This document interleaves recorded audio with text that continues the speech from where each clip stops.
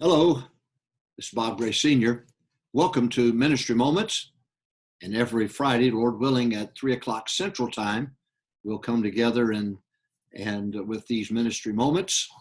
And the ideas come from people calling, asking questions, texting, emailing, and so on. And so I try to come up with some very practical applications and to help with those questions they're asking. Feel free now to bgraysr@me.com.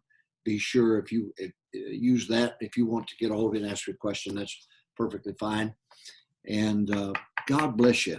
I know it's got to be rough being cooped up with this virus that's going around now, and it's amazing, isn't it? 26 million people out of work, and maybe God's trying to get our attention. Oh boy, if you say something like that, we'd like to get jumped on, but could be God's trying to get our attention. You imagine our president with his policy cuts and so on, and his policies that he enacted, 22 million new jobs were created and was wiped out in a matter of weeks because of this virus, and got 26 million out of work.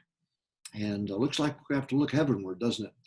And so I hope that I'm praying for you. I really am. My heart goes out. I think about the evangelists that no longer can travel. How in the world they're making it? We're finding out there's a God in heaven, aren't we?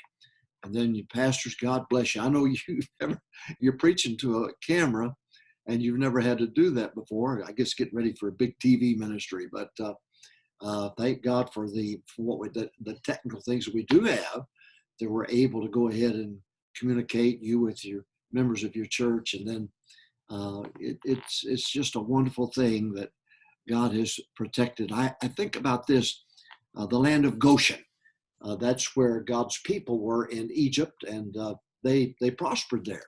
Even though there was a famine in Egypt, they prospered there. And so God's taking care of you. You stay in the land of Goshen. You keep tithing.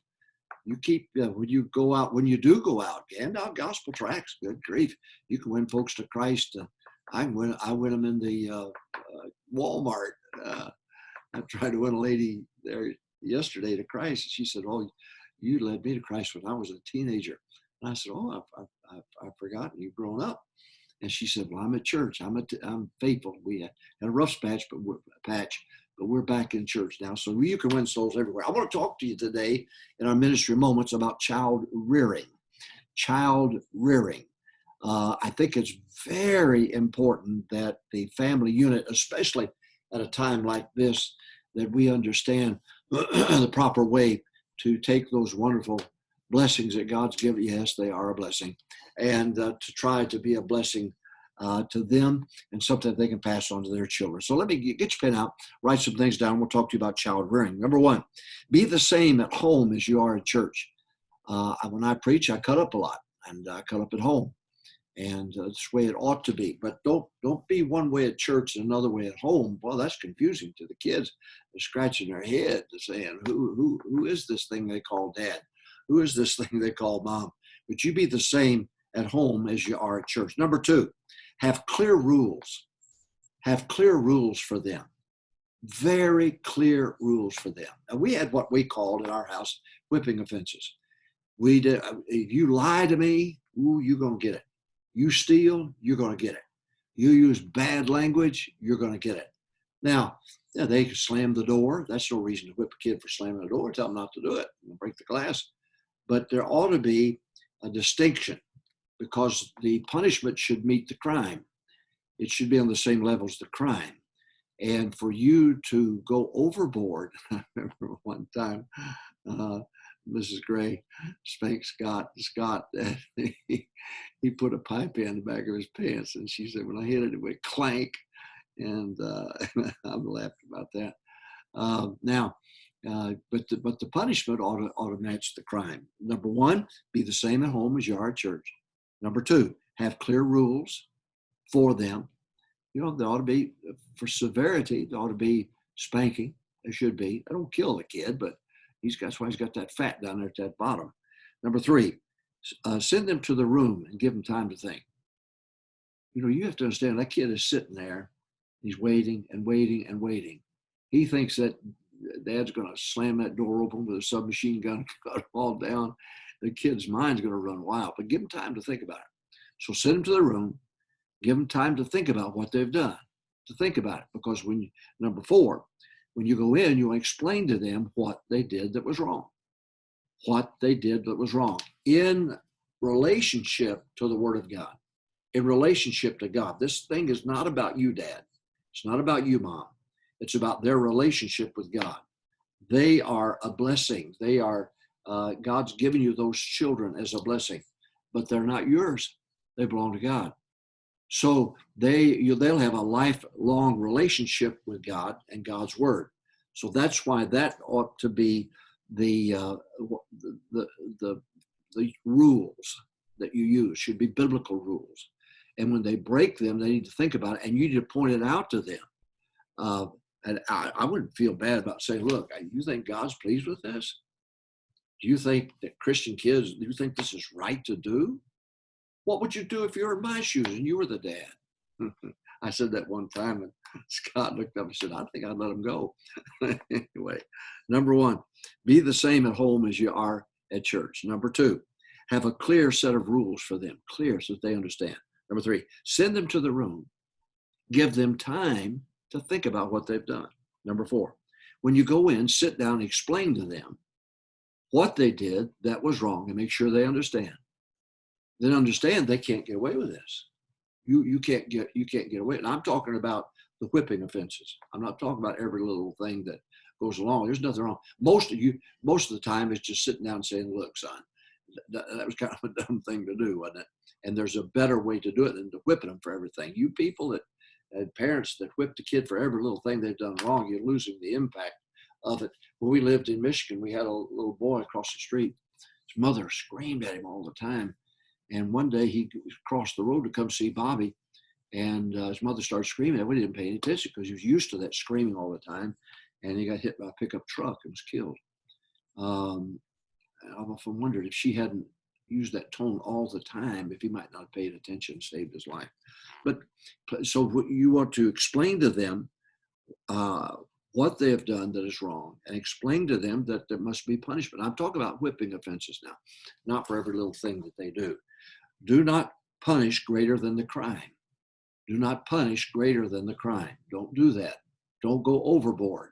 Don't do it. Now, I can understand.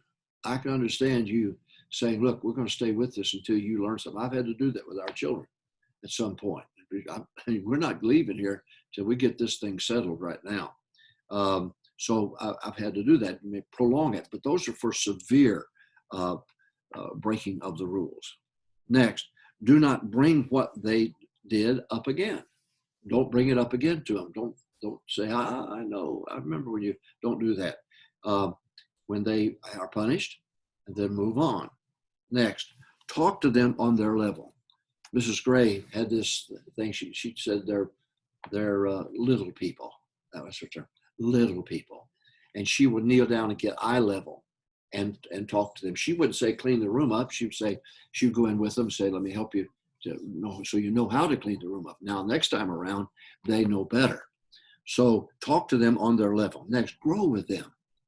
When they're in grade school, there's a different level of communication. When they get to junior high, you got to grow with them. To high school, you got to grow with them. And then in college level, you have to grow with them. So grow with them as they grow.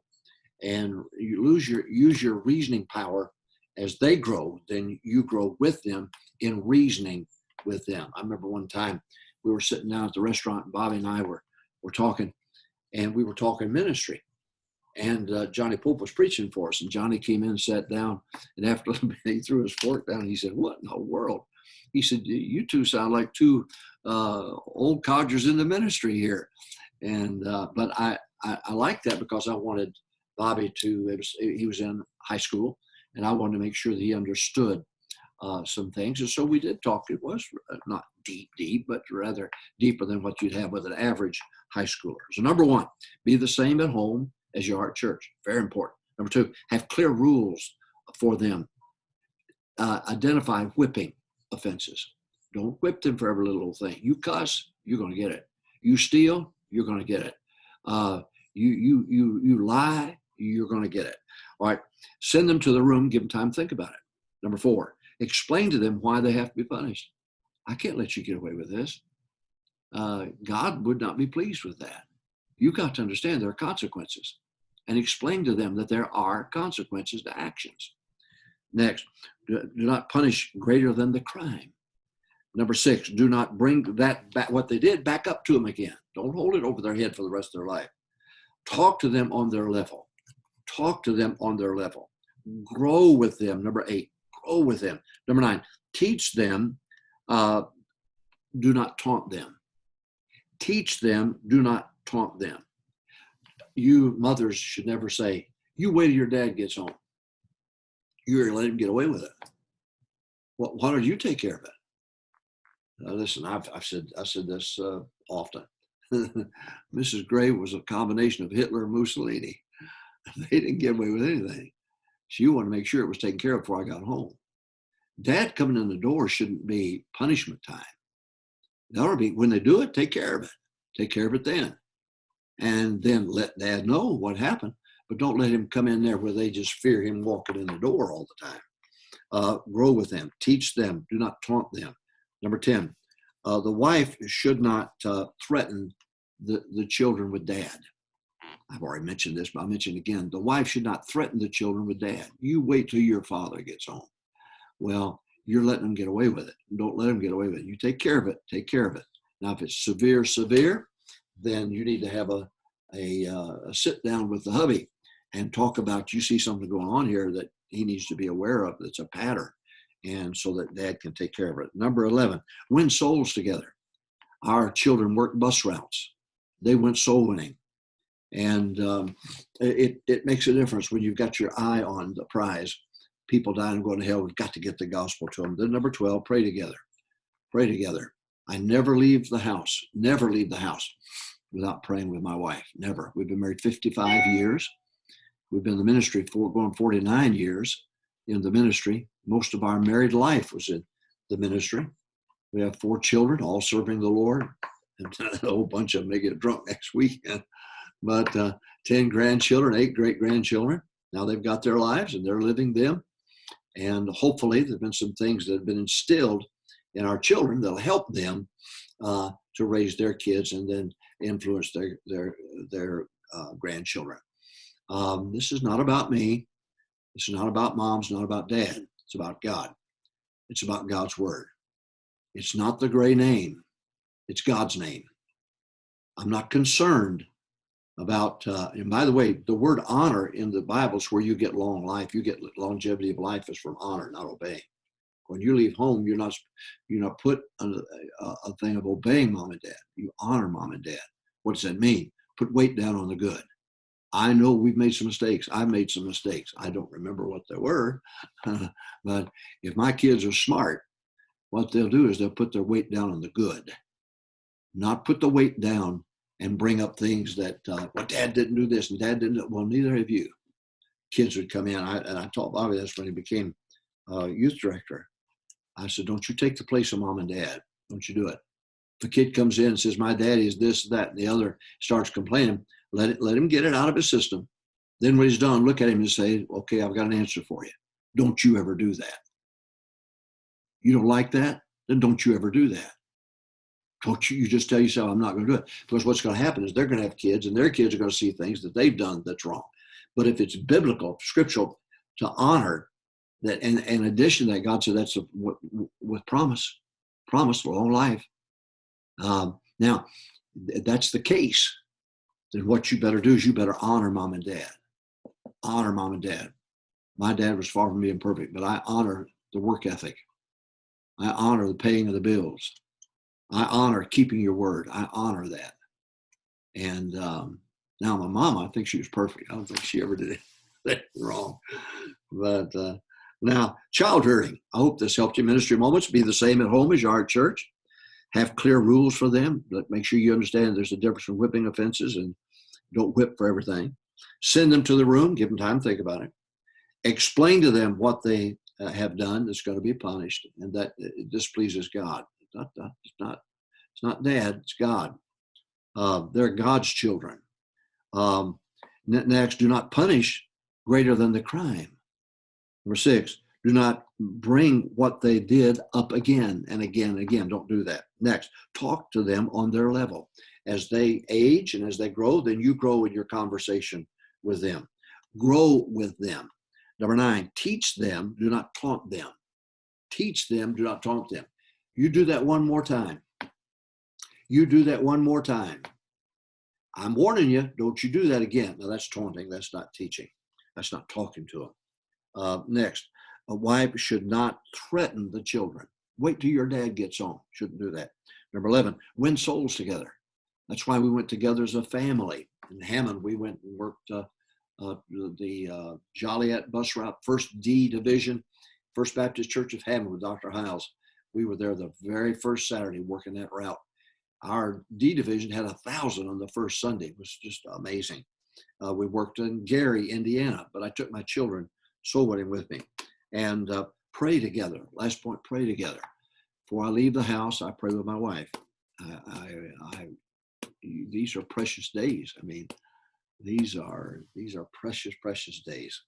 I want to thank you for praying for Mrs. Gray too. I should have mentioned it earlier. We went to the surgeon this past week, and he took X-rays. We got to go back in 2 weeks to take X-rays. She broke 2 bones in her right leg, 1 bone in her left leg, and it's been very, very difficult. Home health came to the house, and so we're grateful for that. So, but anyway, thank you for your prayers, and God bless you. You've been wonderful in your cards and everything, and your phone calls and texts and so on, and I really appreciate it. Well, God bless you. Ministry Moments every Friday, 3 o'clock Central Time, on Facebook Live, and then on YouTube. Go to Solve Church Problems, the YouTube, and then look up Ministry Moments and subscribe. That way you'll get it every week, just like that. And then we'll be on Facebook Live each week, coming to you Friday, 3 o'clock Central Time. God bless you. Thank you. Hunker down. But while you're hunkering down, open up the house and get some air in it. Go out for a walk. Get out, walk. If you wear a mask, then look like the Lone Ranger and go ahead and wear a mask. And but you get I've met people in our new people moved in the neighborhood. I didn't even know we're here. Give me a chance to witness to them, give the gospel to them, and have a little trail behind the house. I take that and walk. And I run into people. Doesn't mean you got to get right up face to face, but I carry tracts with me and get the tracts to them. God's blessed, and it's been wonderful. God bless you. Thank you for joining us for Ministry Moments. Hopefully you'll join me again next week. Ministry Moments, 3 o'clock Central Time, every Friday. God bless.